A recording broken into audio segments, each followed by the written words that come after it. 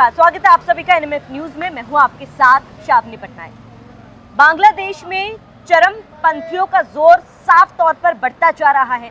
कहीं ना कहीं यूनुस सरकार चरमपंथियों के बहकावे में आए हैं, या फिर यूं कहें कि उनके हिसाब से बांग्लादेश में काम किया जा रहा है या फिर फैसले लिए जा रहे हैं, जिस पर पूर्व प्रधानमंत्री शेख हसीना का बड़ा बयान सामने आया है।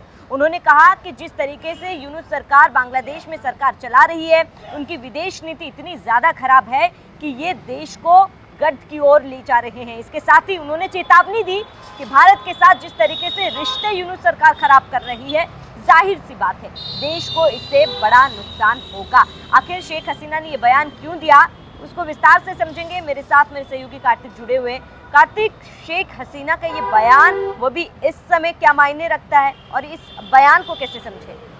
देखिए, सबसे पहले तो आप ये समझिए कि शेख हसीना ने ये जो इंटरव्यू एक मीडिया आउटलेट को दिया है, वो किसी अज्ञात स्थान से दिया। मतलब उनकी जगह की जानकारी नहीं है और शायद देनी भी नहीं चाहिए उनकी सुरक्षा की दृष्टि को लेकर।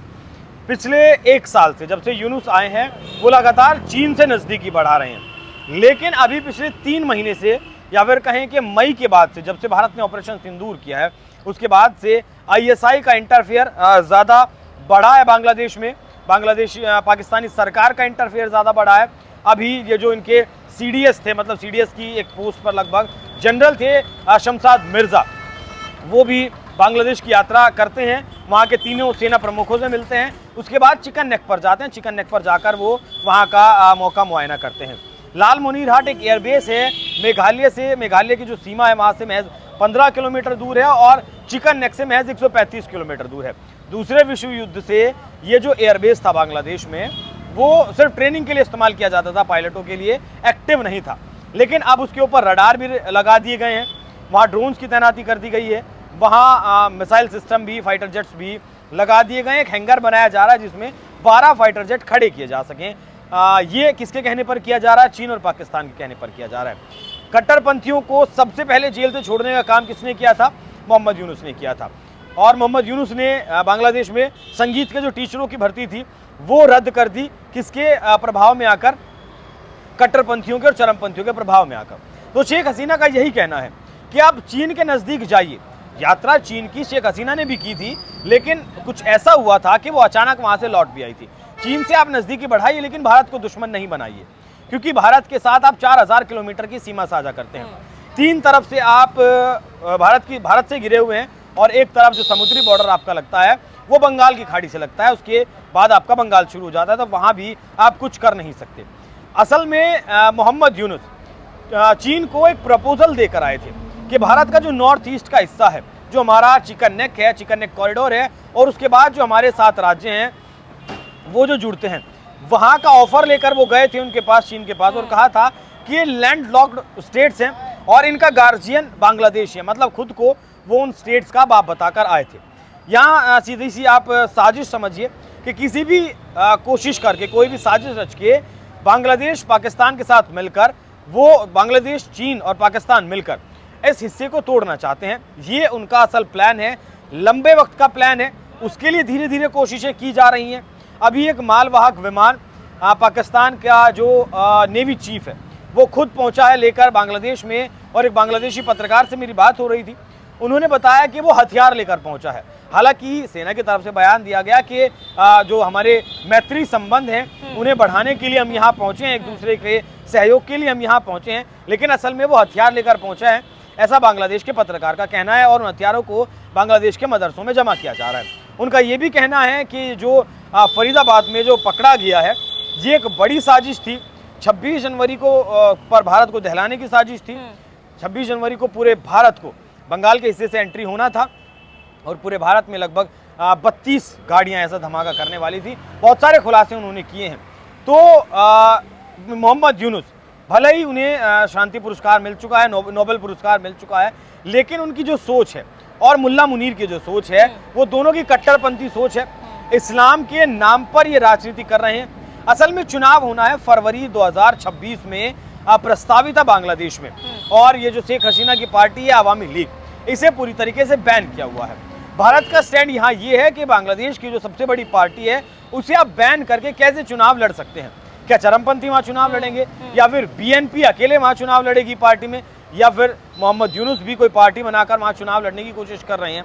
लेकिन मोहम्मद यूनुस चाहते हैं कि वो चुनाव ना हो, उनसे पहले देश में कोई अराजकता ऐसी फैलाई जाए जिससे कि वो चुनाव टल जाएं, और उसके लिए वो एक रिवोल्यूशनरी गार्ड्स की एक फोर्स भी तैनात कर रहे हैं।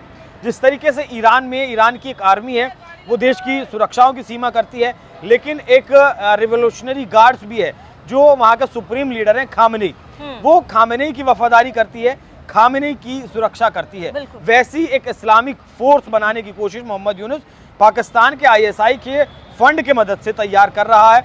और कहा, ये रिपोर्ट्स ऐसी भी हैं कि 5 यूनिट्स तैयार हो रही हैं जिन्हें ट्रेनिंग पाकिस्तान का आईएसआई दे रहा है। तो यही डर है शेख हसीना का कि अगर चुनाव नहीं हुए, और चुनाव हुए तो अवामी लीग के बिना अगर चुनाव होते हैं तो फिर ये बांग्लादेश के लिए बहुत खतरनाक हो जाएगा, क्योंकि रेडिकल इस्लाम इस वक्त बांग्लादेश में मोहम्मद यूनुस के द्वारा बहुत ज़्यादा पनपाया जा रहा है और उसे बहुत ज़्यादा हवा दी जा रही है। बिल्कुल कार्तिक, और इसके साथ ही तमाम चीज़ों का जिक्र तो आपने किया है, लेकिन जिस तरीके से बांग्लादेश ने पाकिस्तान की तरफ दोस्ती का हाथ बढ़ाया, क्योंकि कुछ समय पहले पाकिस्तान के कुछ युद्धपोत जो थे वो बांग्लादेश के बंदरगाह पर आकर रुके हुए थे, इसको लेकर भी खूब चर्चा हुई थी।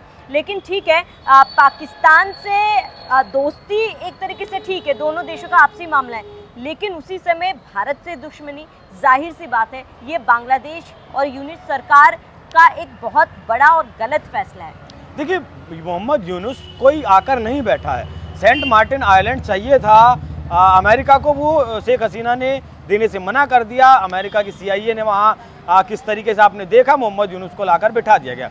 अब मुल्ला मुनीर, शहबाज शरीफ, ये भी अमेरिका के पिट्ठू हैं, ये भी अमेरिका के पीछे पिछलग्गू हैं, और जिस तरीके से आजकल हालात चल रहे हैं, भारत को पाकिस्तान के इक्वलेंट रखने की कोशिश अमेरिका कर रहा है।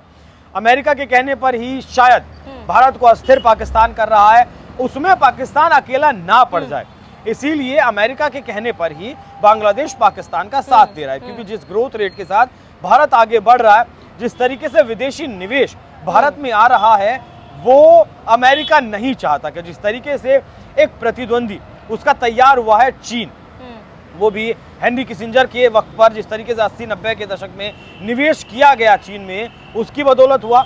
लेकिन अमेरिका ये नहीं चाहता कि साउथ एशिया जो भारत, बांग्लादेश, पाकिस्तान, श्रीलंका वाला जो इलाका है, इसमें अमेरिका की पकड़ कमज़ोर हो।